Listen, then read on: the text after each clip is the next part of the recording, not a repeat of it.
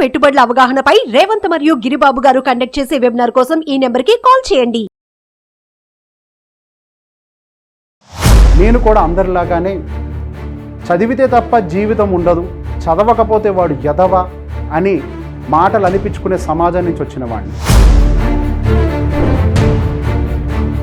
అది ఒక నార్మల్ వ్యక్తి వాడి ఇంటి పరిసరాల్లోకి వెళ్ళాలంటేనే భయపడే సందర్భాన్ని, సిచ్యువేషన్ క్రియేట్ అయింది అని అంటే ఎంతలాగా ఒక సొసైటీ ఒక మనిషిని ఇబ్బంది పెట్టుంటుంది.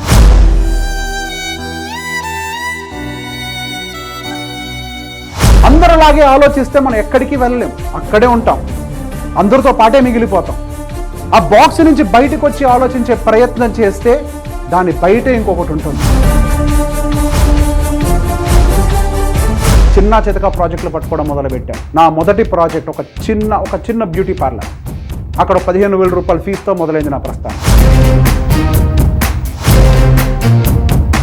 నా మార్కెట్ అనాలిసిస్ ఈరోజు ప్రతి ఒక్కరు వింటూనే ఉన్నారు. ఆ రోజు చదువుకు కూడా పనికిరాని చెప్పిన ప్రతి ఒక్కళ్ళు ఈ రోజు నా మార్కెట్ అనాలిసిస్ని వింటున్నారు. ఈరోజు మీ అందరి ముందు ఒక సక్సెస్ఫుల్ ట్రేడర్గా, స్టాక్ మార్కెట్ ఎనలిస్ట్గా, ఒక ఫైనాన్షియల్ ఎనలిస్ట్గా, ఒక ఫైనాన్షియల్ అడ్వైజర్గా మీ ముందరకు వచ్చాను. ఒక సర్టిఫైడ్ వెల్త్ మేనేజర్గా మీ ముందరకు వచ్చాను.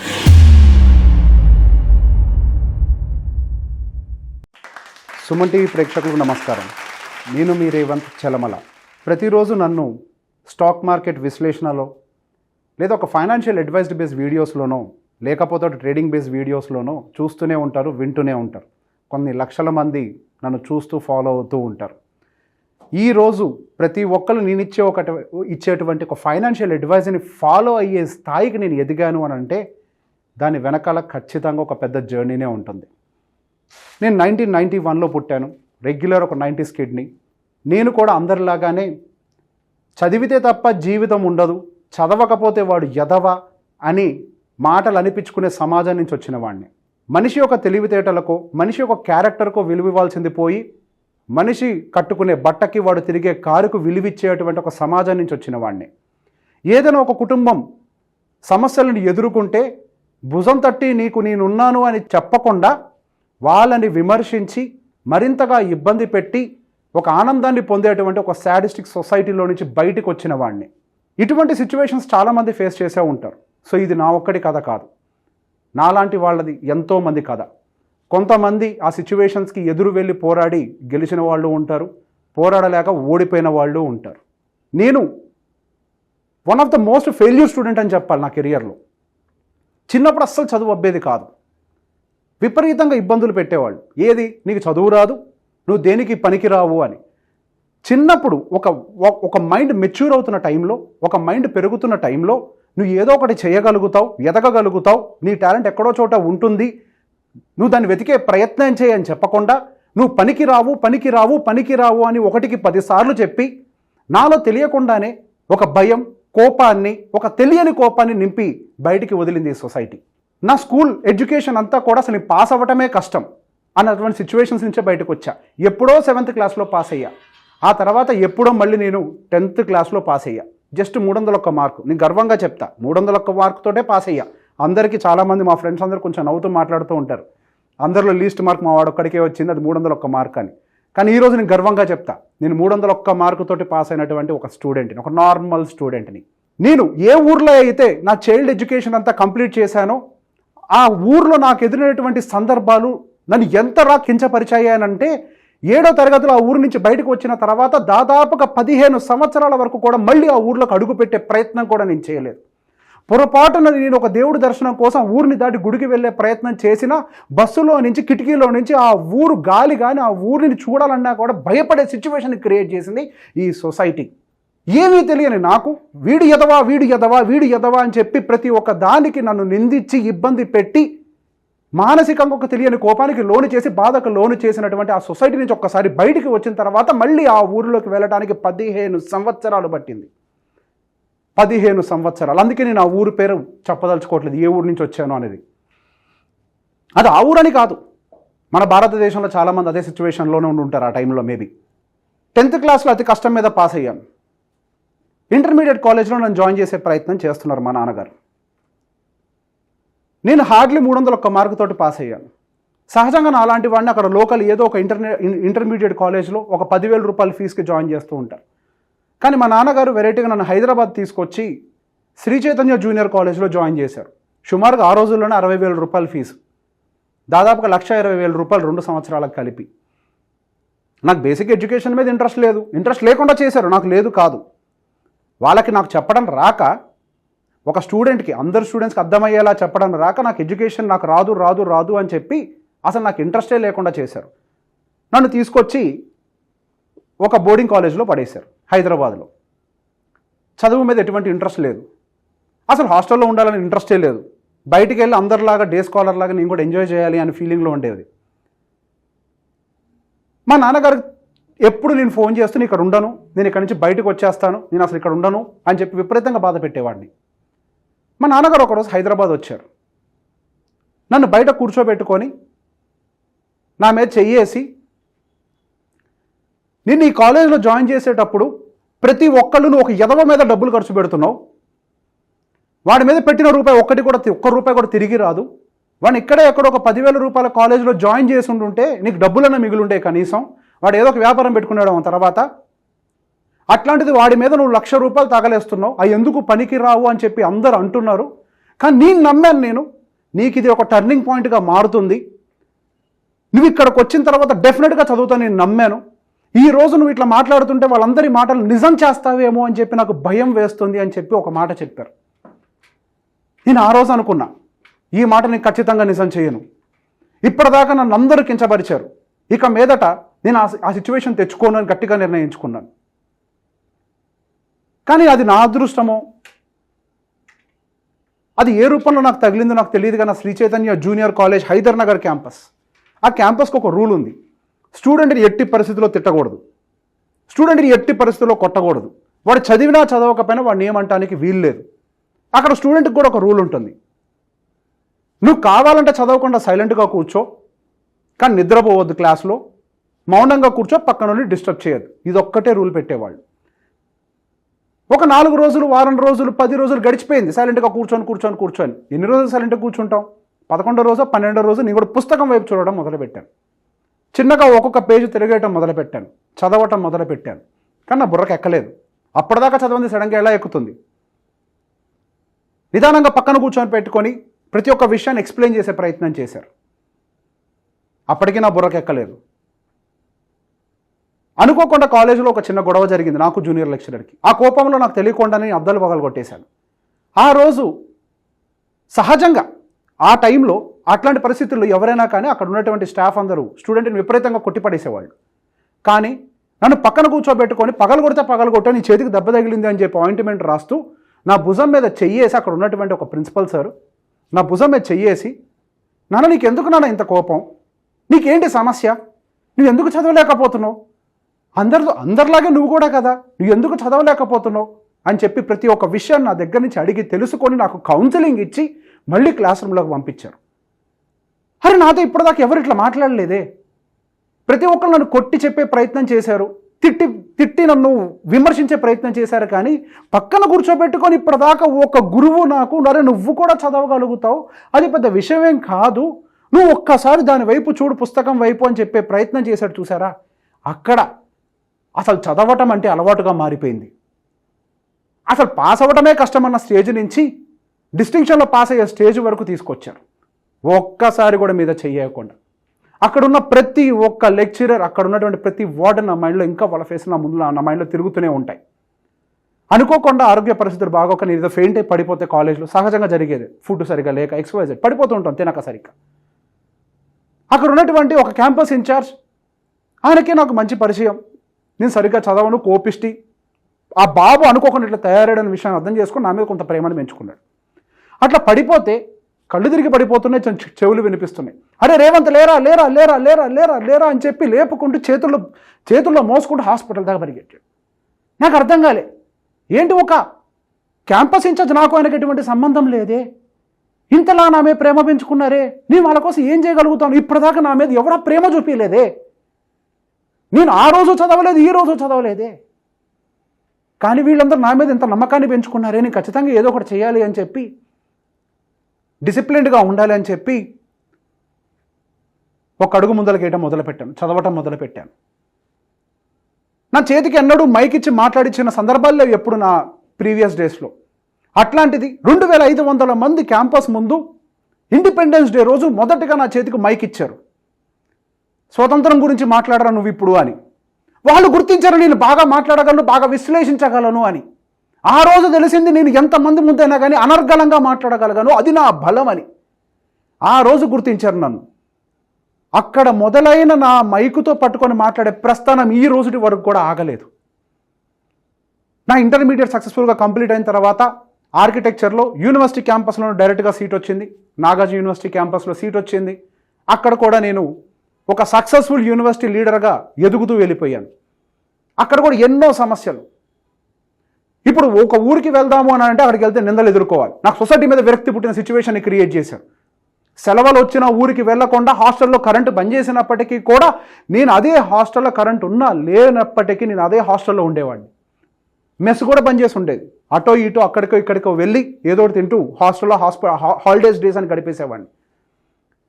అది ఒక నార్మల్ వ్యక్తి వాడి ఇంటి పరిసరాల్లోకి వెళ్ళాలంటేనే భయపడే సందర్భాన్ని సిచ్యువేషన్ క్రియేట్ అయింది అని అంటే ఎంతలాగా ఒక సొసైటీ ఒక మనిషిని ఇబ్బంది పెట్టి ఉంటుంది.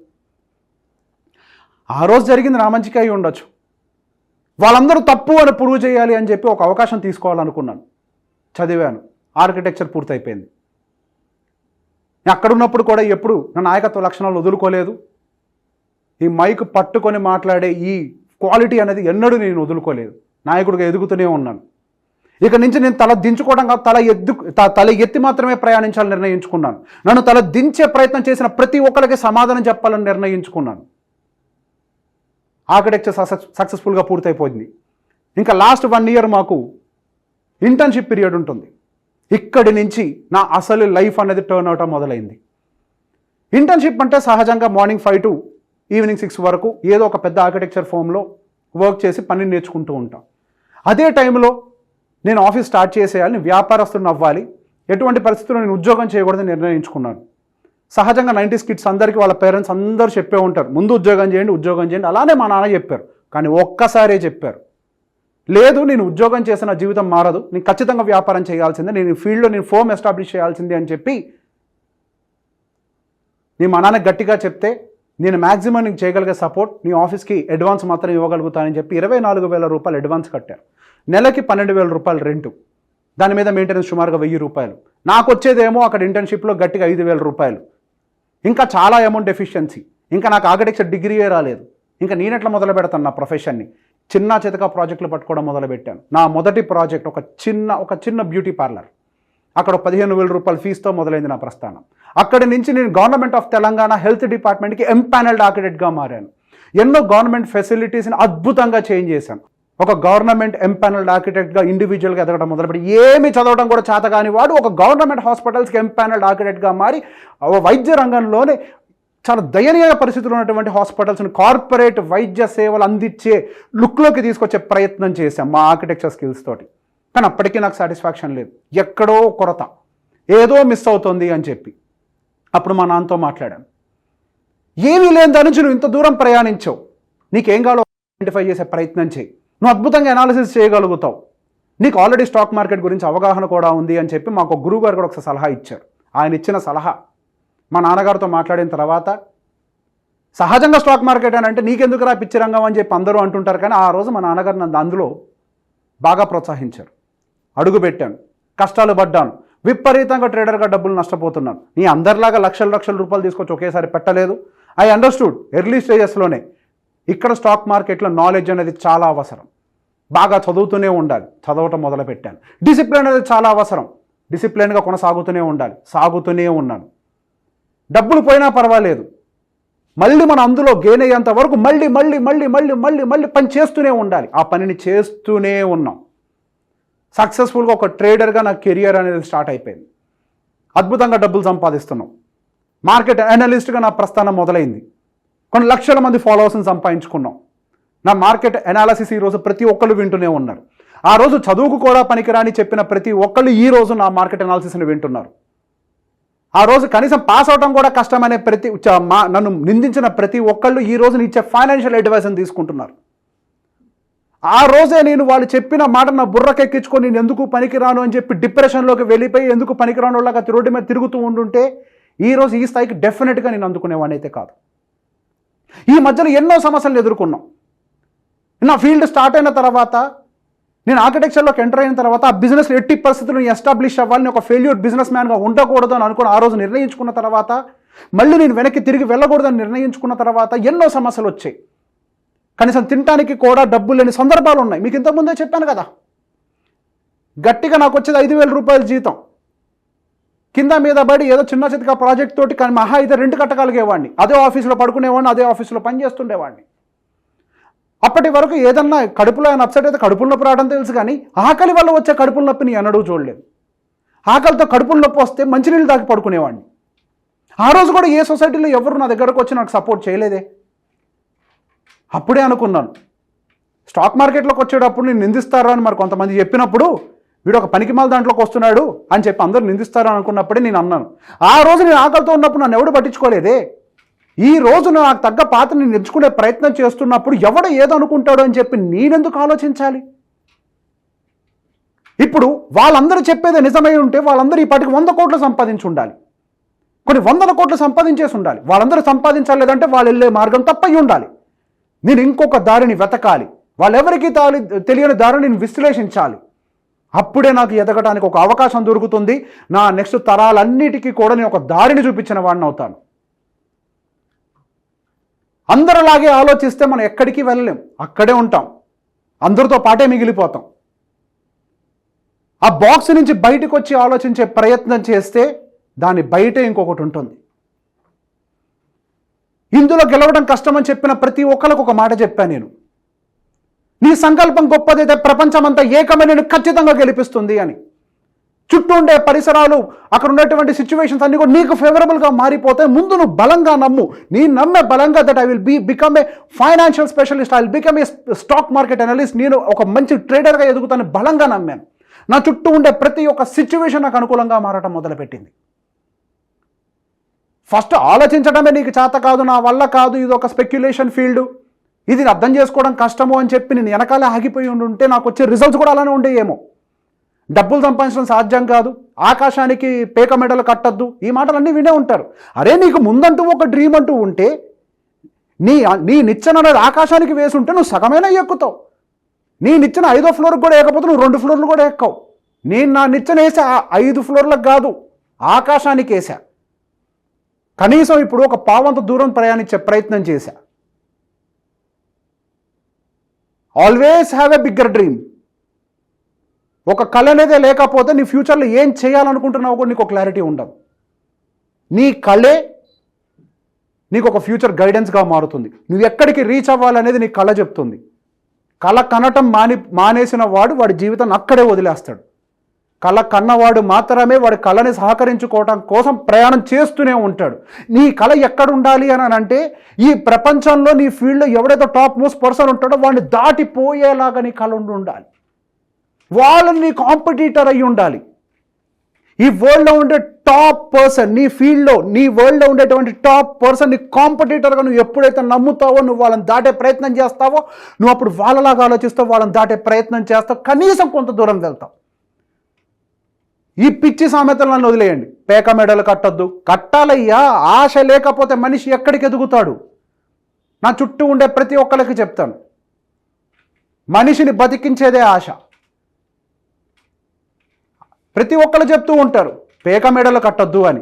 మనిషికి ఆశే లేకపోతే మనిషి ఎక్కడికి ప్రయాణం చేస్తాడు? రేపు అన్న దాని మీద ఒక ఆశ ఉండాలి, జీవితానికి ఒక ఆశయం ఉండాలి. ప్రతి ఒక్క మనిషి ఈ సమాజంలో చెప్పేటువంటి ఆ చెత్త సామెతలను తీసి చెత్తపుట్టలో పడేసి మీరు మీ ఫ్యూచర్ కోసం నిచ్చెనని ఆకాశానికి వెయ్యండి. మీ ఫీల్డ్లో ఉన్నటువంటి టాప్ మోస్ట్ పర్సన్ మీ కాంపిటీటర్గా మీరు నమ్మండి. వాళ్ళని బీట్ చేయడం కోసం వాళ్ళు వేసే స్ట్రాటజీలతో కంపేర్ చేస్తే బెటర్ స్ట్రాటజీస్ని బిల్డ్ చేసే ప్రయత్నం చేయాలి. ఆ పనే నేను చేశాను, ఆ పనినే నేను ప్రయత్నం చేశాను. ఈరోజు మీ అందరి ముందు ఒక సక్సెస్ఫుల్ ట్రేడర్గా, స్టాక్ మార్కెట్ ఎనలిస్ట్గా, ఒక ఫైనాన్షియల్ ఎనలిస్ట్గా, ఒక ఫైనాన్షియల్ అడ్వైజర్గా మీ ముందరకు వచ్చాను. ఒక సర్టిఫైడ్ వెల్త్ మేనేజర్గా మీ ముందరకు వచ్చాను. అసలు ఏమీ చదవడం రాని దగ్గర నుంచి ఆర్థిక వ్యవస్థలో నేను కూడా ఎదుగుతున్నాను. ఈ ప్రపంచాన్ని శాసించే ఈ స్టాక్ మార్కెట్లో ఎనలిస్ట్గా నేను ఎదుగుతున్నాను అనంటే దానికి గల కారణం ఇంకన్న కళ. ప్రతి ఒక్క సామాన్యుడికి ఉండే హక్కు కళ కనటం. కళ కంటూనే ఉండండి. నా ఈ జర్నీని ఇక్కడతోటి ఆపను, మరింత దూరం తీసుకెళ్లే ప్రయత్నం చేస్తాను. మధ్యలో ఎటువంటి సమస్యలు వచ్చినా కానీ నా తల పైకే ఉంటుంది. నా తలని ఎప్పటికీ కిందకి దింపాను. నా ఈ జర్నీకి సపోర్ట్ చేస్తున్న వాళ్ళందరికీ, నా ఫ్యామిలీకి, నన్ను ఫాలో అవుతున్న వాళ్ళకి, నన్ను ఆదరిస్తున్న వాళ్ళందరికీ ధన్యవాదాలు. సుమన్ టీవీలో మీ పర్సనల్ అండ్ బిజినెస్ ప్రమోషన్స్ కోసం కింది నెంబర్కి కాంటాక్ట్ చేయండి.